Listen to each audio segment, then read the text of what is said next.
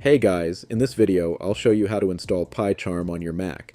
Whether you're using an Intel-based Mac or an Apple Silicon Mac, this guide will work for both. Let's get started. First, open your favorite web browser.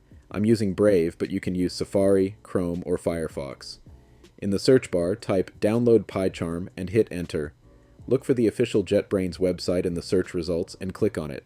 I'll also leave the link in the video description.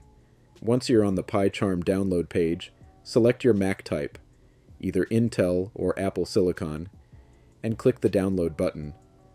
Save the installer file to your downloads folder. The download time will depend on your internet speed.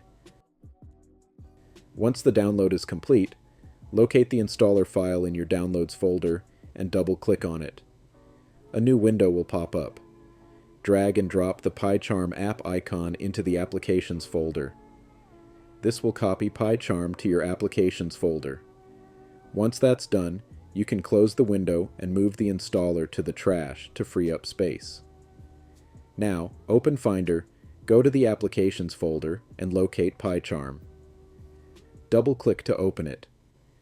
If you see a pop-up that says, PyCharm is an app downloaded from the internet. Are you sure you want to open it? Simply click Open to proceed. After launching PyCharm for the first time, you'll need to accept the user agreement. Click Continue to proceed. If you have a subscription or license key, click Activate and enter your details. Otherwise, select the free trial to use PyCharm's free version. That's it. You've successfully installed PyCharm on your Mac. Now you're ready to start coding. If this video helped you, don't forget to like, subscribe, and hit the notification bell for more tech tutorials. See you in the next one.